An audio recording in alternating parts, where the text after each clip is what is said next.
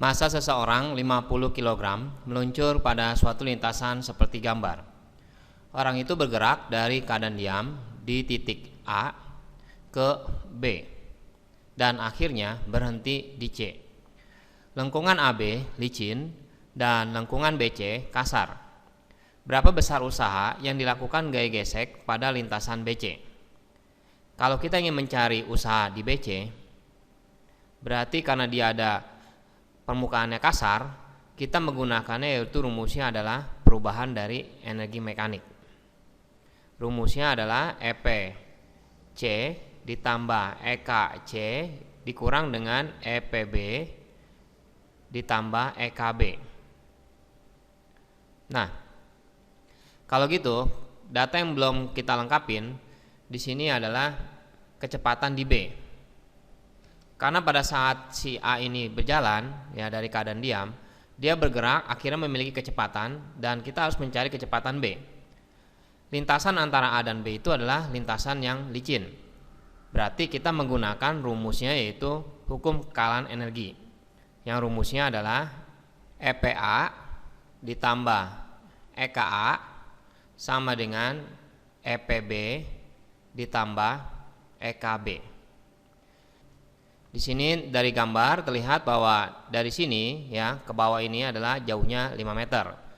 Berarti kita memasukkan MGH-nya ada ya, MGH untuk yang A. Energi kinetiknya karena dia dimulai dari keadaan diam, berarti nggak ada kecepatan awal, berarti kita memasukkan 0. Energi potensial B di sini tidak memiliki ketinggian karena sudah jatuh di permukaan sini ya, permukaan tanah acuannya. Maka nggak ada ketinggian, kita masukkan EPB-nya 0. Energi kinetik di B-nya kita harus mencarinya dengan rumus setengah mv kuadrat di B. Sehingga kalau kita sederhanakan menjadi MGH yang A sama dengan setengah mv kuadrat yang B. Masanya karena sama kita bisa hilangkan. Berarti ini kalau dikalikan ke sana berarti jadinya 2G dikali H sama dengan VB kuadrat.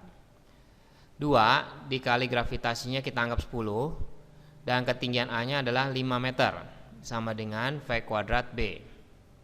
Berarti VB-nya yaitu akar dari 100 sama dengan 10 meter per second. Jadi perhatikan lintasannya untuk A sama B itu licin, jadi kita menggunakan hukum kekalahan energi mekanik. Tetapi antara B sama C karena dia kasar berarti ada gaya luar selain gaya berat. Sehingga rumusnya WBC sama dengan delta energi mekanik. Untuk energi potensial di C, ketinggiannya yaitu 2 ya, terlihat di sini. Ini dari sini ke sini 2, menunjukkan angka 2. Berarti MGH C ditambah energi kinetik C karena dia di C ini berhenti, berarti 0 energi kinetiknya.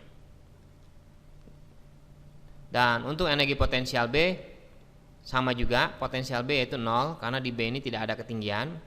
Energi kinetik B-nya kita bisa masukkan rumusnya yaitu setengah mv kuadrat B sama dengan masanya yaitu 50, gravitasi 10 dan ketinggian C2 dikurang dengan setengah dikali masanya 50 dikali kecepatannya 10 kuadrat. 1000 dikurangkan dengan 2500. Hasilnya yaitu menjadi minus 1500 Joule. Arti tanda minus artinya usaha negatif karena gaya gesek berlawanan arah dengan arah gaya benda. Kalau kita perhatikan sebenarnya kalau kita ingin mencari energi kinetik B, di sini kan kita membuka menjadi setengah mv kuadrat B. Sebenarnya kalau kita nggak buka, besarnya energi kinetik B ini sama dengan MGH untuk yang A ya. Jadi ini EPA itu sama dengan EKB. Jadi EKB di sini kita langsung memasukkan saja rumus dari energi potensial A. Ini sama saja ya.